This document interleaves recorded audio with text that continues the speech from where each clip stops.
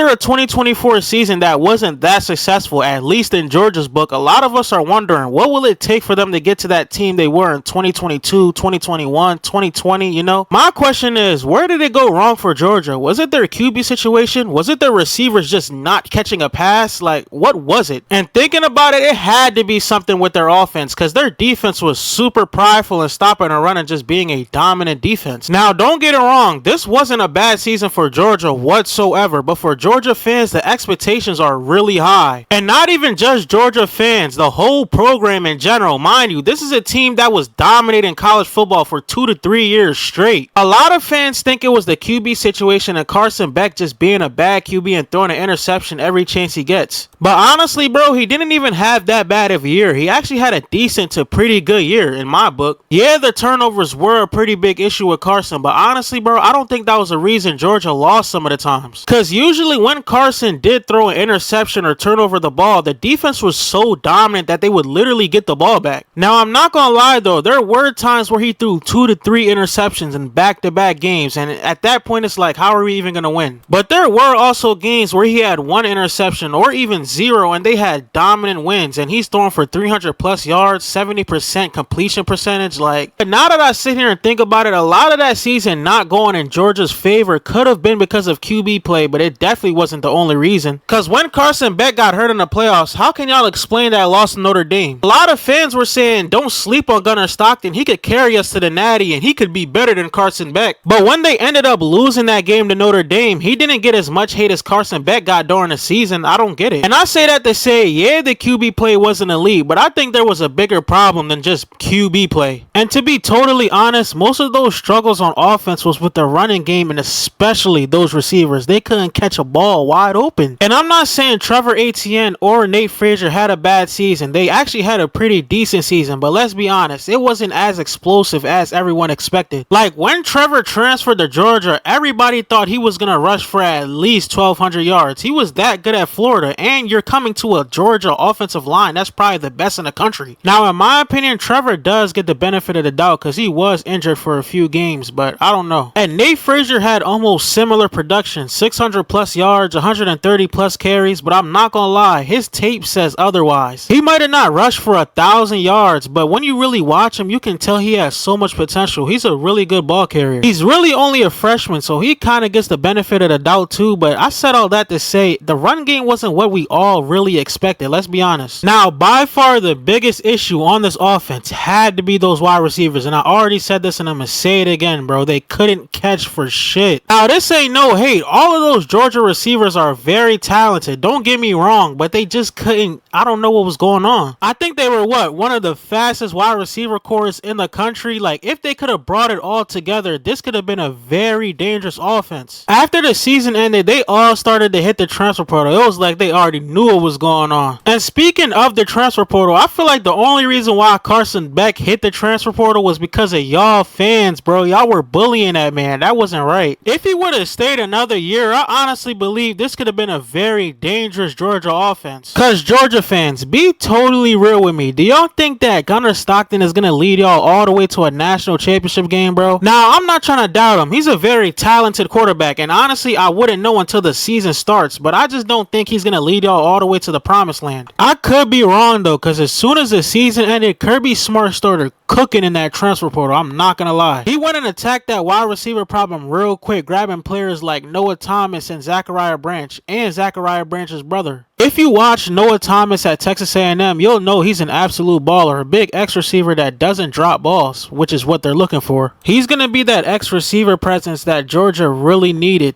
When it comes to Zachariah Branch, he's easily one of the most electric players in college football, hands down. And the thing about getting a player like him is you're not only getting a wide receiver, you're getting a punt and kick returner that can produce at a high level. Georgia also got a 2-for-1 special when they got Zachariah, because they also got his brother Zion Branch. And Zion was a pretty good safety for USC. He could bring a lot of fire to this Georgia secondary. So Gunnar Stockton is definitely going to have some threats to throw to next season, but the question is he going to be able to capitalize, bro? The thing about Kirby Smart is you can never really doubt his decisions. If he feels like Gunnar Stockton is their starting QB, then I guess he's their starting QB. A lot of fans also didn't like Mike Bobo's play calling, but in my opinion, it was just fine. That's why they went out and grabbed a player like Zachariah Branch that can make explosive plays in this offense. I feel like next season, this offense could definitely get back to their dominant stage for sure. Let me know in the comments what y'all think went wrong for Georgia this past season. Was it the QB situation? Was it the receivers? Was it the running game? Or was it even the defense?